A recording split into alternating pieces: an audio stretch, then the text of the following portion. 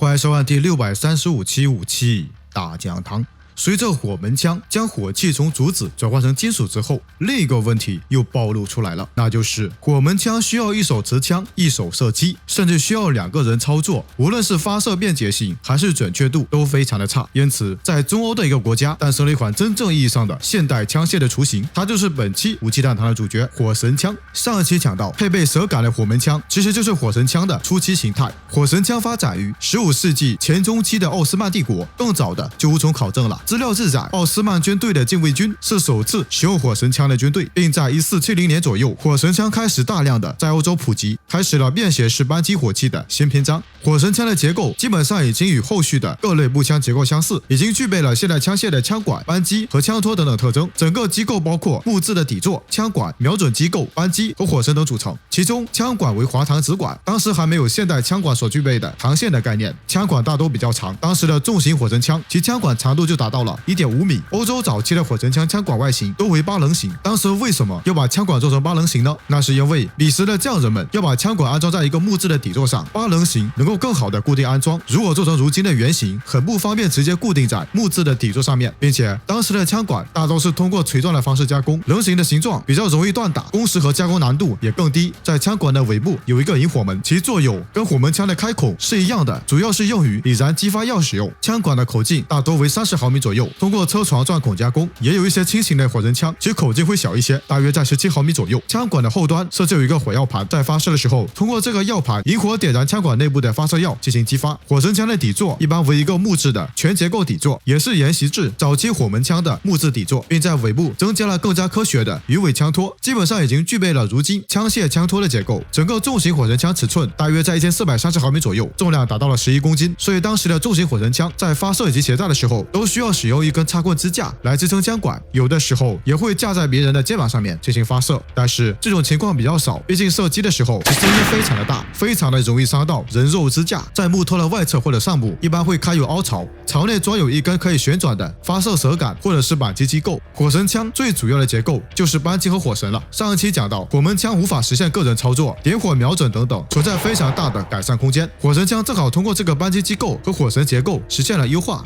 火神枪之所以叫做火神枪，最主要的部件就是火绳。火绳是用麻绳或者是棉绳制成的引火绳，在作战之前需要把火绳点燃使用。当时为了防止火绳燃烧过快，会将火绳浸泡在硝酸钾或者木灰、石灰浓碱液中进行浸泡。这种方法制作的火绳可以缓慢的阴燃，没有火焰，因此作为引火材料非常的合适。每个地区的处理方法都不同，阿拉伯地区甚至使用燃水浸泡麻绳制作火绳。燃水也就是我们如今所说的石油，所以这种石油物产丰富的地方就比较任性了，而资源比较缺乏的会使用尿液浸泡麻绳，也一样能够起到同样的效果。在当时，如果谁的身上要有挥之不尽的尿骚味，你不要嫌弃，他极有可能就是一个非常老练的火神枪手。火绳的长度一般非常的长，这是为了保证整个战斗周期内都能够使用，甚至有些火神枪兵会把火绳的2端都给点燃，避免出现火绳意外灭火之后处于尴尬的境地。所以有的时候你看到一些影视资料中，火神枪兵会在开战前用嘴巴吹下火绳，看它是否燃着。火神枪扳机机构沿袭至后期火门枪上的叫做蛇杆的结构，但是又有所不同。火神枪的枪机从一开始的简单蛇杆到更加轻便快捷的扳机机构，发展了比较长的一段时间。早期大都是一个固定稍直接固定，通过转动蛇杆进行点火，跟配备蛇杆的火门枪几乎是一样的，没有保持待发的状态。这种方式存在蛇杆转动范围过大，非常容易自己随便转动引起走火，尤其是在瞄准的时候，很容易让枪身位移，造成不准。所以在更晚的时候，欧洲的工匠们参照弓弩上使用的结构，把更加巧妙的弓弩扳机移植到火神枪上来，设计了一个金属簧片安装在蛇杆的下方，并设计了一套扳机机构跟蛇形杆扣接。这种扳机机构叫做 snappy， 它在操作的时候需要将蛇杆掰开与扳机环扣接，蛇杆在簧板的作用下会形成待机的状态。此时如果扣压扳机，就会让蛇杆夹在火绳的另一端，在簧板的作用下快速移动到火药池上进行点火。虽然很简单，但是这个部件的出现却让火神枪的安全性能和操作便利性大大的提升。而这个过程中存在一个特别致命的问题，那就是簧板的弹性非常的大，蛇杆又很长，因此会在扣压扳机的时候，让火绳燃烧的那一端以非常快的速度旋转到药池。这个过程中，火绳会因为下落的速度太快，导致熄火，无法点燃药池里面的引药。因此这个结构并没有用太久久就被淘汰了。后来通过转换思路，将手感的弹开不用通过手动掰起来，而是采用金属簧板的弹力弹开，而手感的点火则通过手动扣压扳机来实现旋转。这样的操作模式已经跟现代扳机的操作思路一模一样了。簧板不再是用于推动手感下落，而是用于使其复位。发射的时候，枪手只需要扣住扳机就可以保持手感的下落运动，实现击发，这样就解决了因为运动速度过快造成熄火的问题。当时的这种扳机机构叫 C-LOK， 出现之后就成为16世纪以后欧洲最为流行的火神枪机。火神枪也因此成为第一款配备扳机的枪械。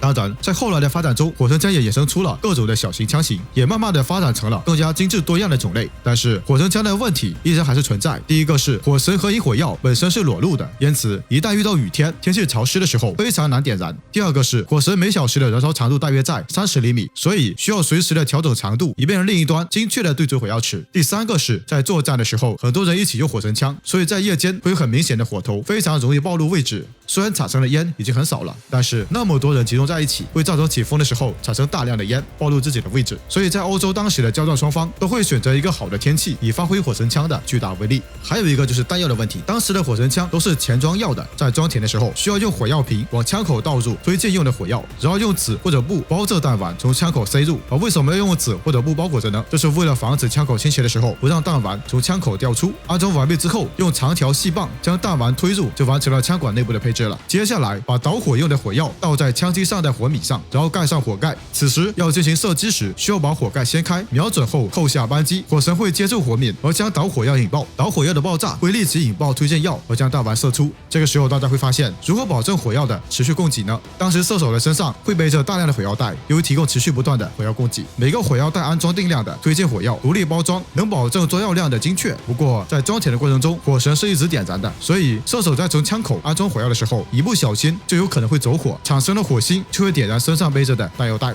所以当时的射手为了防止这个问题，在装填火药的程序中，射手需要小心的将火神取下，并夹在手指中间。当时装填一次需要10秒就可以全部搞定。重型火神枪会进行定位、安装、瞄准和射击，这个过程需要20多秒这样，然后不停的重复，所以本身的效率还是很低的，并且又特别耗费体力。因此当时的火神枪手都是经过遴选的有力气的彪形大汉，但是本身的操作并不需要特别专业的培训，所以上手比当时的弓箭长矛更加的容易，因此慢慢的就在战场上面普及开来。当时的战斗一般是重型火神枪搭配冷兵器长矛使用，火枪兵和长矛兵混编战斗，后来发展成了在步枪上面安装刺刀拼刺刀的战斗。所以早期的火神枪其实更多的是取代了弓弩手的作用。当时的战术是大家排成几排，跟对面互相开火，开完火之后后退装填，后排补上开火的，互相刷人头的模式。而冷兵器长矛手则作为防御骑兵使用。这种火神枪搭配长矛手的作战模式，逐渐的就成为了欧洲战场的作战主流。火神枪发射的弹丸飞行距离最大可以达到250米，有效射程为100米。对于冷兵器时代的铠甲和盔甲都有比较好的破甲效果，尤其是对付100米左右冲锋的骑士特别有效。因此这款武器的出现可以说对当时的欧洲拿着冷兵器的骑士造成了巨大的危险。随着这种武器在欧洲普及，慢慢的在全球各地也开始出现了各种改版。例如传入日本后，日本改制出了铁炮；传入中国明朝之后，明朝称其为鸟冲，并研制出各类型的火神枪，